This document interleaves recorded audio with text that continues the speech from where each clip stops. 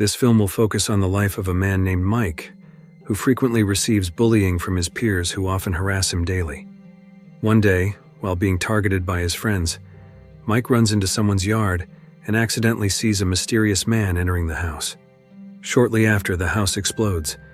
Curious, Mike decides to follow the man while recording all his actions.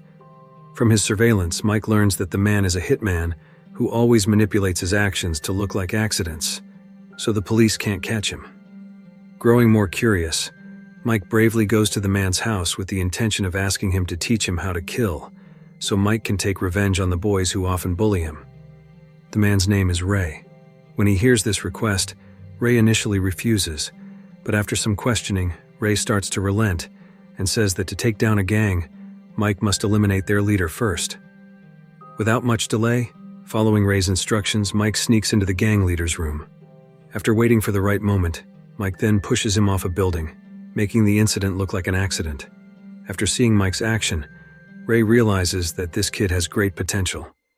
Consequently, Ray begins to teach him everything he knows, from martial arts and shooting to knowledge related to killing.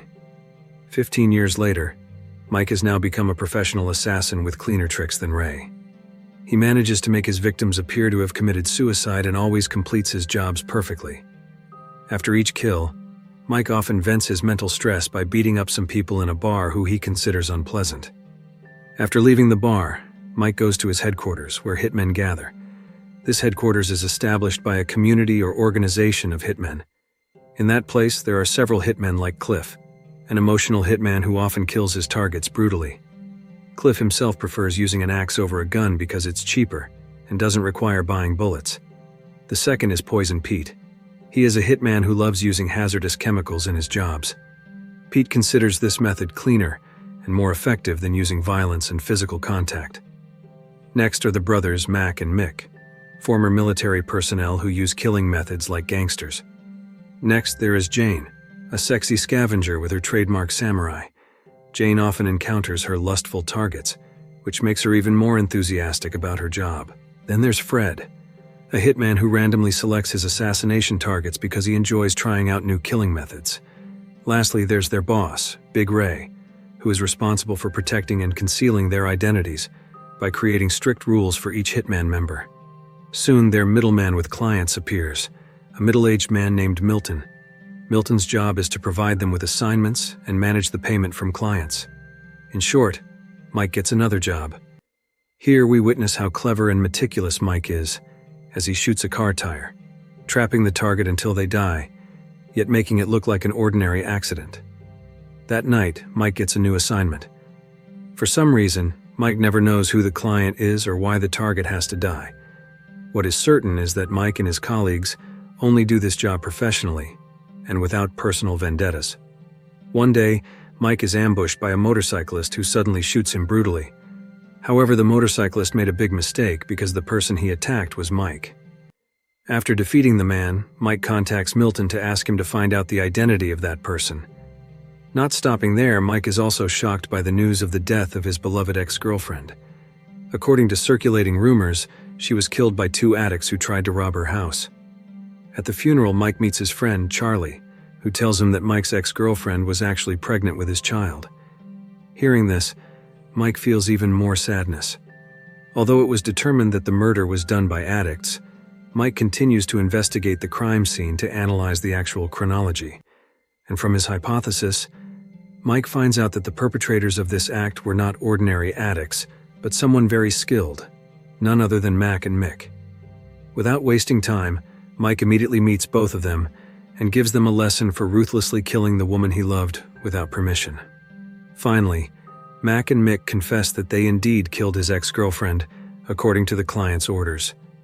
Feeling unacceptable, Mike goes to Ray to report this.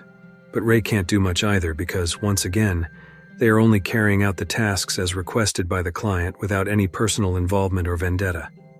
Not satisfied with that, Mike returns to meet Charlie to gather information about anyone who might dislike or have been hurt by his ex-girlfriend. Suddenly, Cliff appears there and immediately attacks Mike wildly. Mike gets involved in a fight with him, which eventually leads to Cliff being killed by his own weapon.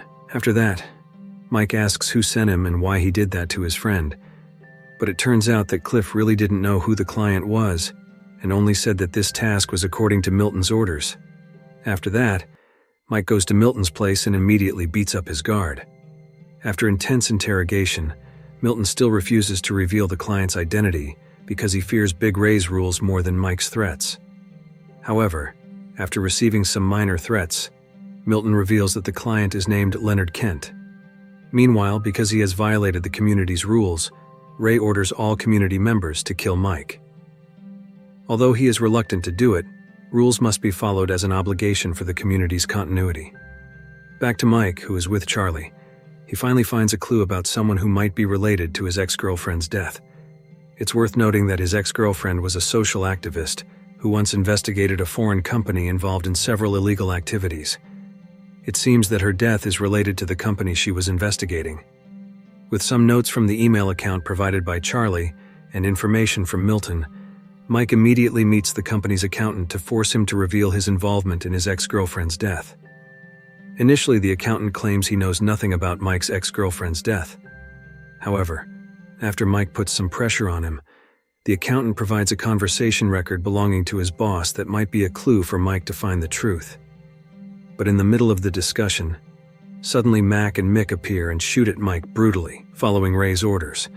However, Mike manages to avoid the bullets and fiercely duels with Mick. Despite being at a disadvantage initially, Mike ultimately manages to kill both of them. However, upon leaving, Mike is ambushed by Poison Pete, who tries to drug him with poison. Unfortunately for Poison Pete, he meets the same fate as Mac and Mick. It seems the fight isn't over yet. As Mike is about to leave, Fred appears with a bag full of killing tools. Luckily, Mike quickly overpowers him and takes a bandage from his bag. Following the address given by the accountant, Mike then goes to the boss's house. But there, Jane the samurai is already waiting, and they end up in a battle. It didn't take long for Mike to defeat Jane as well. As a grand finale, Mike heads to the man's room and slashes the boss's neck with a katana. After avenging his girlfriend's death, Mike goes to the headquarters to meet Ray and hands over a recording of the conversation between Milton and the client, who turns out to also be the community's money laundering partner. As a result, for breaking the community's rules, Ray beats Milton until he is staggering. Once he regains consciousness, Milton tries to treat his wounds with a bandage given by Mike. However, as Mike suspected, Fred's bandage contains poison that is lethal if it enters the bloodstream. Even though Mike has taken out the community members, Ray can't bring himself to kill Mike because deep down, Ray still cares for Mike as if he were his own son. Ignoring the rules he made, Ray lets Mike go and tells him never to show himself again. After all that happened, Mike can now live freely like a normal person.